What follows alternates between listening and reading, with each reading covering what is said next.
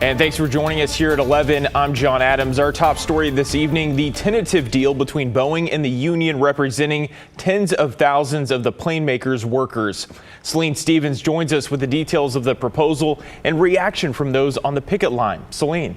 John, that's right. So this Wednesday will be the day we'll see if this strike that's been going on for over 5 weeks will finally come to an end. Those at the picket line I spoke with today had mixed emotions, and as of right now, it seems like the vote could go either way. I think it could go either way on the vote. Me personally, I'm a no. I think we can get more. I will vote yes. What you lose, you can't get back. Saturday morning, the International Association of Machinists and Aerospace Workers announced they received a new contract proposal to end the strike, which has entered its 5th week. The new tentative deal includes a 35% general wage increase spread over 4 years, a company 401k match increase, plus a $5,000 contribution to an employee's Boeing 401k account, and a ratification bonus of $7,000. The Machinists' Retirement Savings Plan was also removed from the proposed contract. Still, there's no restoration of a traditional pension plan or improvements to vacation time. For some, that's a deal breaker. There's a lot of people out here that they're going to stick out until they get the pension. More money is always great, but if you have no time to use it, what's the point? For others, not so much. A lot of companies now don't have pension no more anyways. You know, if pension matters to them, maybe this shouldn't be a company for them. In a statement, Boeing wrote that we look forward to our employees voting on the negotiated proposal. The union says the new tentative deal is worthy of consideration, with the vote set to be held on Wednesday. This all comes around a week after Boeing announced they plan to reduce the size of their workforce by around 10% in the coming months. They're also delaying and even stopping certain programs in the years to come. Still, employees who've been striking for weeks are also feeling the pinch. But I am definitely going to be getting a job if we vote this down, and that way I can stay out longer, because one day longer, one day stronger. So I think most people are looking at getting jobs now, just so we can stay out as long as we need to. While some like Aaron Moran say they feel Boeing isn't hurting that much and still has more to give. I think they're just trying to gauge where we're at, whether or not this contract slips through. Others like Danny Vu disagree. And they're doing their best to get to where we want it. You can't get exactly what you want. Regardless, if the union does vote down the contract, the strike continues. I will still come out here, strike, for the team. If it comes out, no, it is what it is. And then we'll just wait for another contract. For the new deal to be accepted, all that's needed is a simple majority. Again, that contract ratification vote will be held on October 23rd. John? All right, our Celine Stevens in the newsroom tonight. Celine, thank you. Well, turning now to our weather, a beautiful Saturday here across Portland, and there's a live look there out over the Rose City tonight. Let's bring in meteorologist Joe Ranieri. How's Sunday looking, Joe? Sunday's looking pretty nice. I want to talk about what we've seen so far this month as we go into the later part of October.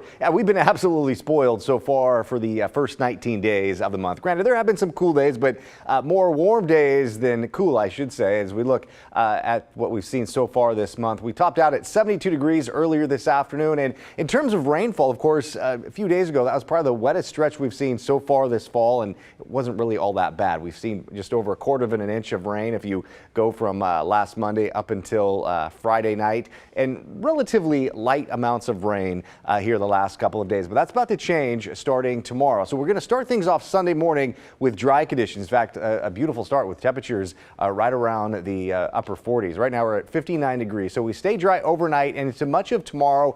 That next front I'm tracking arrives by late tomorrow afternoon and into the evening hours. And right now we're looking at temperatures in the low 50s. On the east side of the state, temperatures are in the mid 50s. So tomorrow, a dry morning, but again, I'm expecting to see those showers roll in, basically that window between 2 and 3 o'clock. And once they move through, John, we will be seeing some pretty wet conditions to wrap up the weekend. And so here we are at 5:30 tomorrow night. So if you have any outdoor plans, plan accordingly. Maybe heading into the 6 o'clock hour, 7 o'clock hour tomorrow night, we will be seeing widespread showers. I'll talk more about how much rain is in the forecast coming up in a few minutes. All right, Joe, we'll see you later in the show. We have some breaking news to get to tonight. Oregon State Police are investigating a deadly shooting involving Lincoln City officers. At around 12:20 this afternoon, police were called to the Motel 6 off of Northwest 33rd and Oregon Coast Highway over a domestic disturbance between a man and a woman. Police said the man was non-compliant when they tried to talk to them, during which he tried to reach for a gun in his waistband. He was shot and later died in the hospital.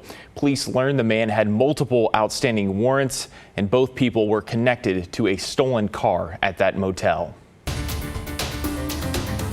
Well, days after a shooting near an Islamic school of Portland, the daughter of the man hurt is calling for justice. The mosque that he went to every single Friday without fail was the same place where this horrific tragedy occurred. She told us her father is still in the hospital recovering from a gunshot wound.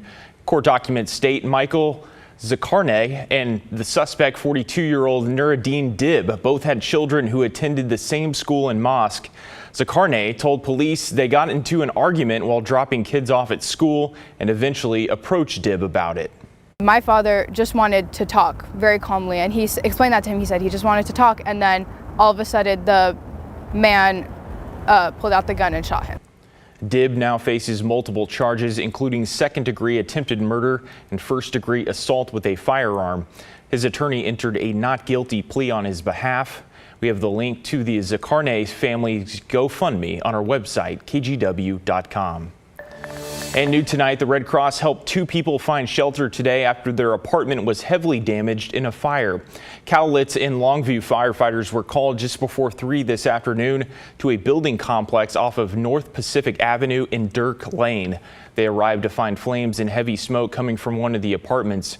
Crews knocked down the fire in about 30 minutes and kept it from spreading to other units. No one was hurt. The cause of the fire is under investigation. A team from the Oregon State Fire Marshal's office is on the ground in North Carolina to assist in the cleanup efforts from Hurricane Helene. The team is taking over incident command in a mountainous area just northeast of Asheville. The group typically responds to wildfires here in Oregon, but they have assisted in hurricane recovery as recently as 2022.